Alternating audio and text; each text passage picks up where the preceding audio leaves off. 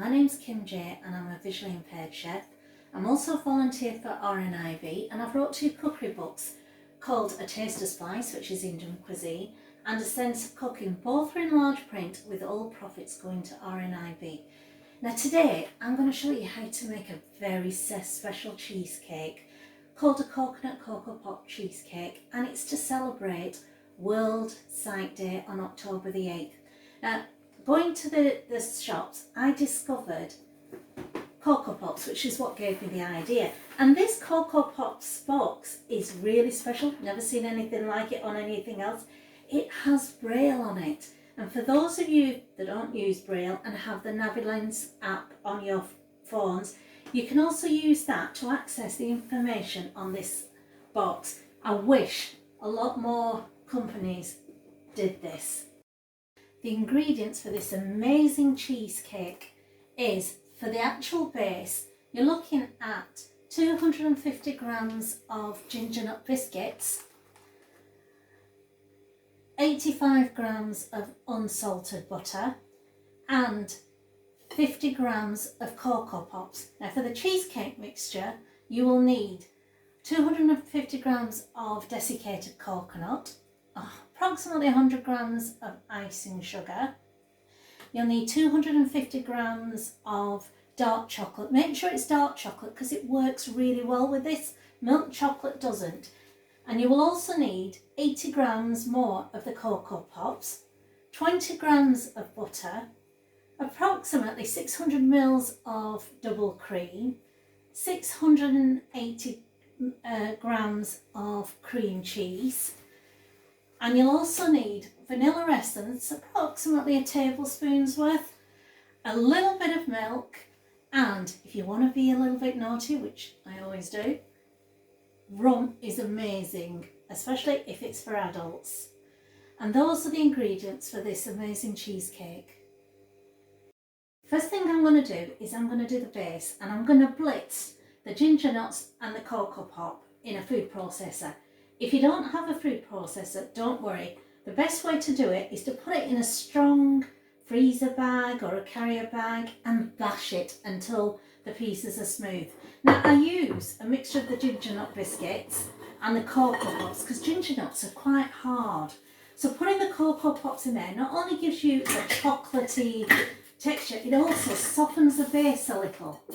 So doing it a little bit at a time, I'm going to blitz this down until it becomes quite fine.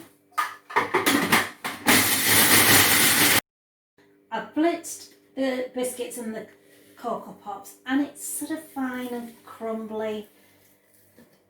It's almost the size of what you would expect oats to be. Right, now I've got the butter, the 50 grams of butter, and I'm going to melt it in the microwave. Door open.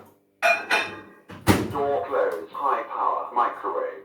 1 minute. Start. And just in case you're wondering, my my microwave talks, which is brilliant for me because I can't use digital microwaves. And sort of, as all visually impaired people know, a lot of the kitchen equipment nowadays are digital. So this is utterly amazing.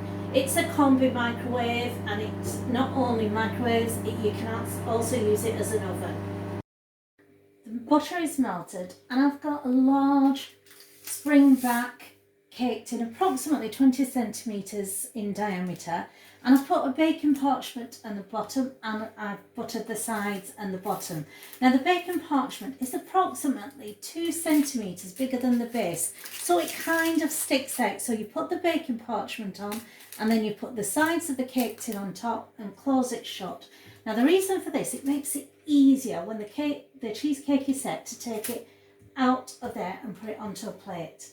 I've got a large mixing bowl, and in that mixing bowl I'm going to put the ginger nut and Coco Pop mixture, and I'm now going to put the butter, the melted butter, and give it a good stir. So I've mixed it up and it's quite sort of wet, and when I put it into my hand and I make a fist, it kind of holds its shape, slightly crumbly, which is what you need, but it does hold its shape. Now in this cake tin that we've just prepared, I'm going to put that lovely ginger nut and chocolatey Coco Pop mixture.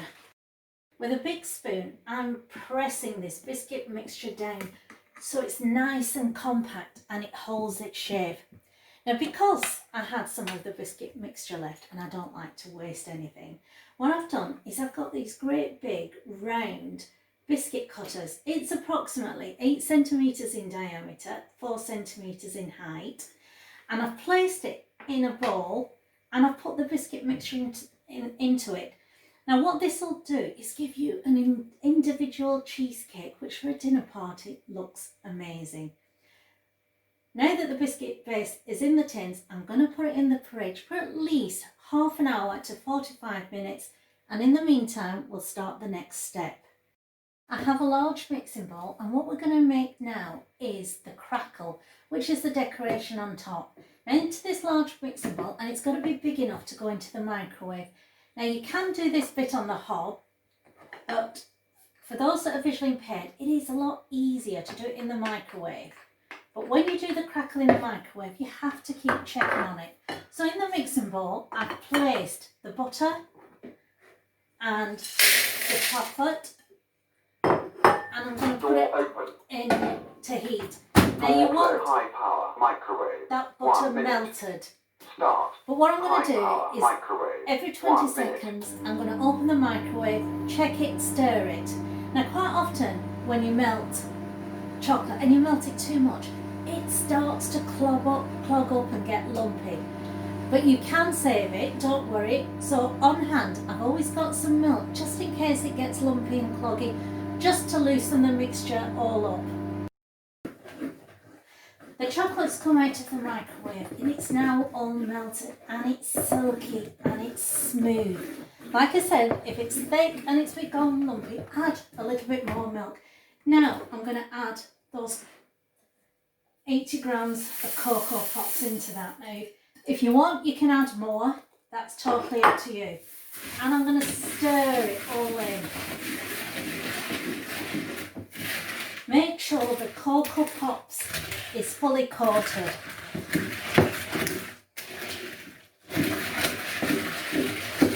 Now here I'm going to do a little adult version. If you're doing a dinner party or anything, what is amazing in there is a little bit of rum. It just lifts this and turns it into an exquisite classic cheesecake. Now at this stage you've got to work pretty fast because what you don't want to happen is for that chocolate to set.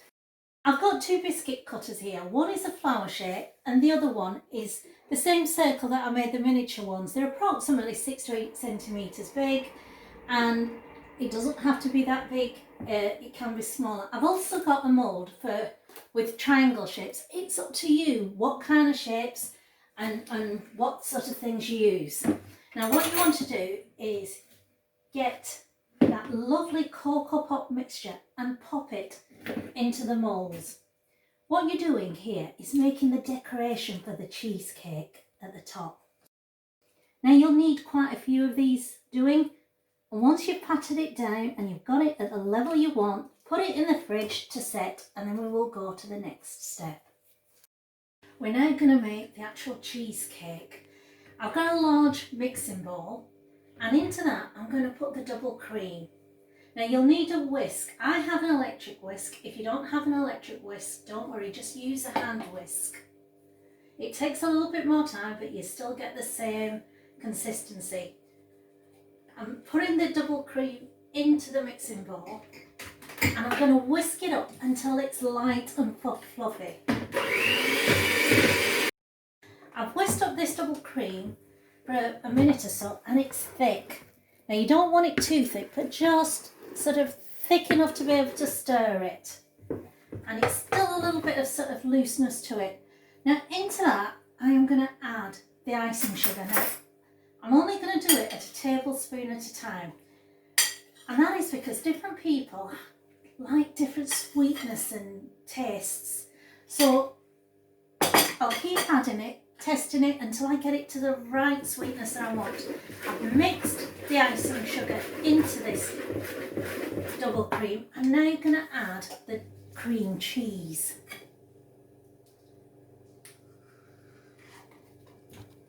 So pop all that lovely cream cheese into there.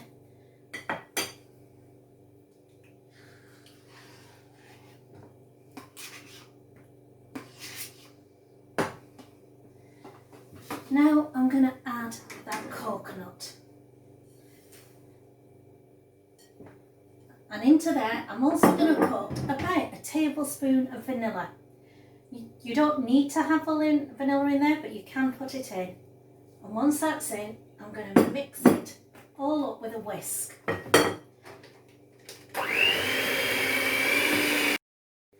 I've took out the biscuit bases from the fridge and they've set. You can hear that they've set.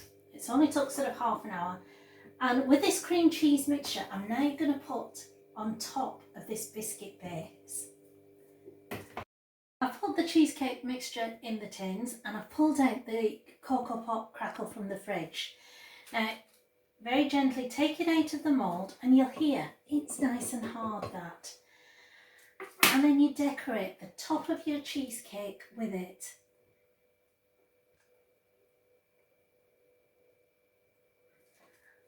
And now you stick it in the fridge to set. I usually do this overnight, but it can set in 4 or 5 hours, but overnight's always best. I've had the cheesecake in the fridge for 24 hours and I've pulled it out and it's set perfectly. And I'm going to try it. Gotta try it. And it's lovely and it's soft.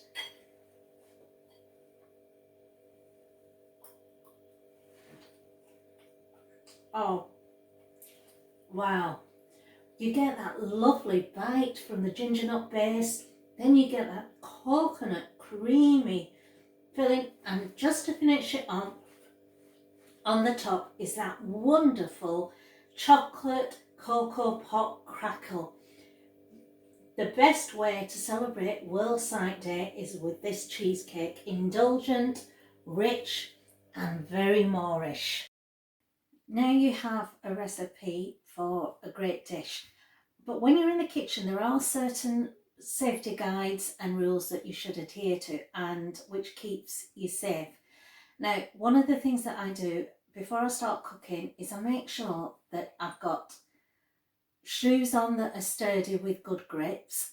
I make sure that there's nothing on the floor that I can trip over, and there are no spillages or liquid or condensation on the floor that makes it a bit of a hazard. Now, before cooking, the first thing that you do, as we all know, is wash our hands thoroughly. And especially when you're dealing with raw meat at every stage, wash your hands thoroughly. It stops cross-contamination.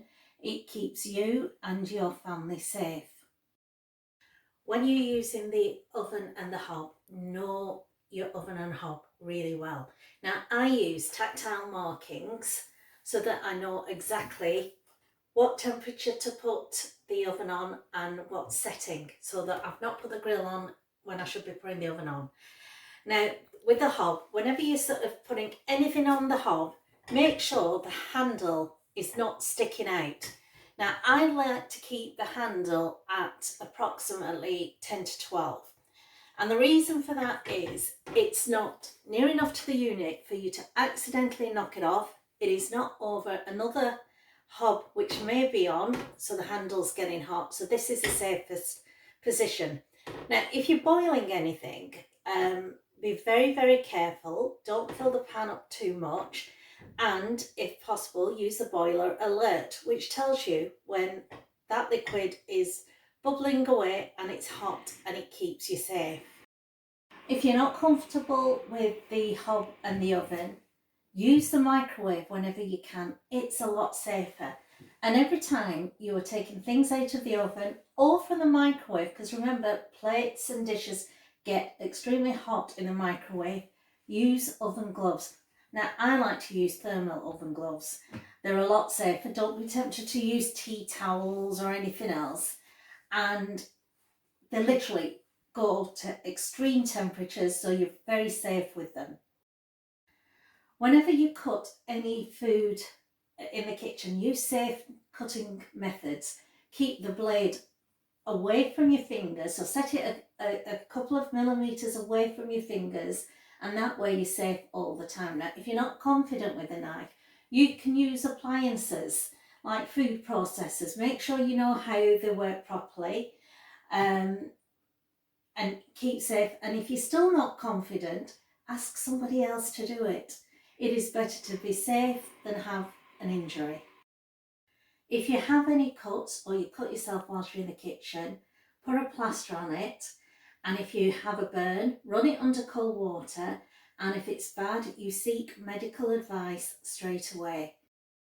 Whenever you cook meat, always ensure that the meat is thoroughly cooked, because you know raw meat will give you food poisoning.